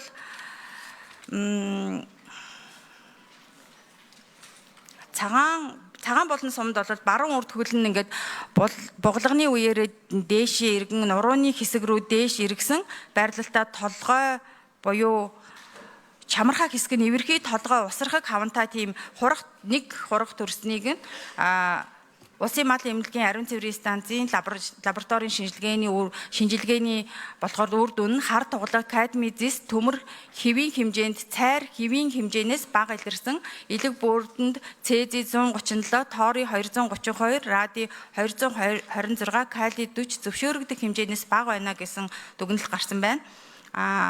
Мөн Гахаат баг дээр гарсан баруун урд мөчний хөгжил дутуу далны урд үеийнээс урагш хөгжилтэй 3 хөлтөө ишиг төрсөн гэсэн шинжилгээнд хариу хийхэд бол цези 137, тоорий 232, радий 226 зөвшөөрөгдөх хэмжээнээс бага байгаль дээр оршдог цацраг идэвхт изотоп калий 40 28.9 бикрил килограмм буюу зөвшөөрөгдөх хэмжээнээс бол бага гэсэн дүгнэлт бол гаржээ. Мөн цээж хэвлийн хэсгээр бүдүүр цүлхийсэн хэвийн бос бүтцтэй ануусны амсар битүү нэг хурганы хувьд болохоор шинжилгээний хариу ирээгүй байна. Мөн дараагийн нэг толгойтой нэг биетэй 6 шиг хөлтэй анх татаж гаргахад 8 хөлтэй байсан. Мөн толгоон хэсэгтээ 2 чихнээс урагш байхгүй гэсэн 2 ишиг хураг хоёрын хувьд болохоор мал эмнэлгийн лабораторид хадгалагдаж байгаа гэсэн мэдээлэл ирсэн байна. За саяны өвчлөлийн талаарх шинжилүүлэх болон шинжилгээний үр дүнгуудын албажуулсан байдал нь за Монгол орны хэмжээнд болохоор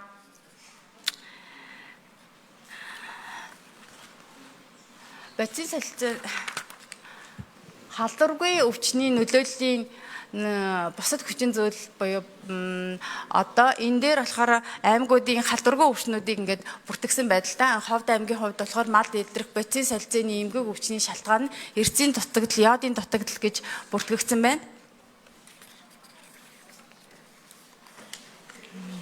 За ургамлын хордлогын талаар бас 6-аас харахад Ховд аймгийн буйнд Ховд гол дагуу хорт ургамлын тархалт илбэг болохыг ингээ харуулж байна.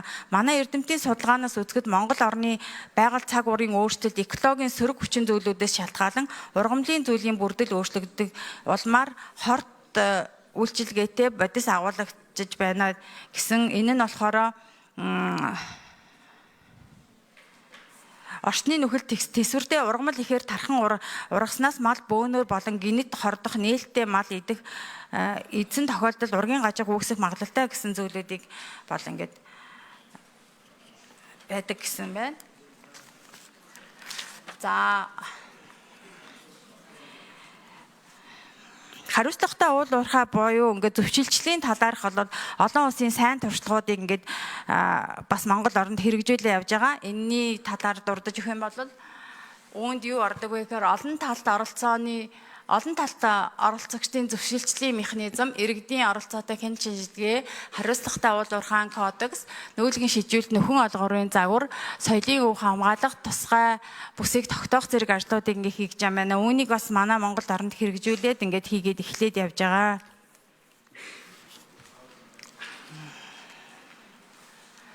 За эдийн засгийн зах зээлийн хандлагын хувьд болохоор дээр танилцуулсан. Энэ нь болохоор манай нөөц нь болохоор Монгол улс дэлхийд эхний 10 дахь багтдаг юм байна. Олборлолтоор 5 саяыг олборлоно гэх юм бол энэ маань бас нөгөө тэргүүлэгч улсуудын тоонд орохоор юм байна.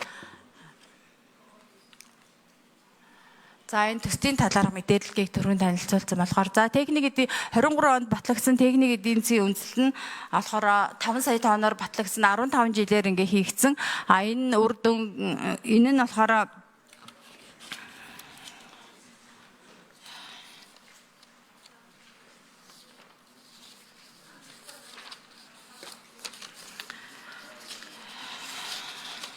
энэ гравитац полотацийн аргаар ингээд баяжуулна гэсэн байгаа. Энэ аргаар баяжуулах технологийн эдийн засгийн үр дүнгуудыг харуулсан байна. Нарийнсан судалгааны үр дүн нэмэн өртөг шингэсэн гүн боловсруулалт хий газрын ховор элементийг эсэл гарган авах нь За баярлалаа. За ингээ. За шинжээчнэр мэдээлэл хийгээд дуслаа. За нэлээд наривчсан мэдээлэлүүд байгаа учраас та бүхэн слайдыг аваад бас танилцаж болно. Ер нь өнгөрсөн хугацаанд би бас 2 сарын хугацаанд энэ 7 сарын 8-наас хойш нэлээд амралтгүй бас олон талт уулзалтуудыг хийж судалгаан дээр суужиллаа. Ер нь энэ малын гоц халдвар төвчин гэж бид нар илүү ярьдагтаагаас илүүтэйгээр энэ халдваргүй өвчний талаар асуудал ер нь Монгол улсад өндөрсөн юм билээ шүү. Халдвар төвчин гэж яриад баахан вакцин урдаас оруулж ирж шахдаг болцсон. Ийм бүлэглэл өнөөдөр Монголд амьдраад идэг. Тэгтэл өнөөдөр Зүүн аймгаас Баруун аймаг руу адуу зөөгөөд явж байхдаа битүү туруугаар нь хөрсний бохирдлыг зөөж авчир тэр малын эрдэс байж хөрөхгүй ийм хортой ормолыг орон нутагт оргуулах юм нөхцөлийг бүрдүүлж байгаа судалгааг бид нар хийхээ байцсан. Тэгээ энэ судалгааг хийхэд зайлшгүй бас нэг тодорхой төсвийн хөрөнгө оруулалт шаардлагатай байгаа. Энийг би дараадаа ярина. Энийг хийж ээж өнөөдөр бид нар энэ мал өрний яг ямар өвс идээд байгаа. Энэ 20 жилийн өмнө биднийг бараг давх гад ургадаг байсан өвс өнөөдөр ургаж гин үү ургахгүй байна уу? Энэ ургаад байгаа өвс өнөөдөр зэрлэг юм уу эсвэл ирж байсан бүрэн хандсан юм уу? Гэдэг асуудал дээр судалгаа хийх хэрэгтэй. Аливаа асуудал одоо цаашид дандаа 7 хэмжиж нэг огтлох буюу шинжлэх ухаанч байр сууриас асуудал хандж явах хэрэгтэй. Тэгжээж бид нар өнөөдөр энэ малын махаа бид нар өөрсдөө идэж байгаа шүү дээ.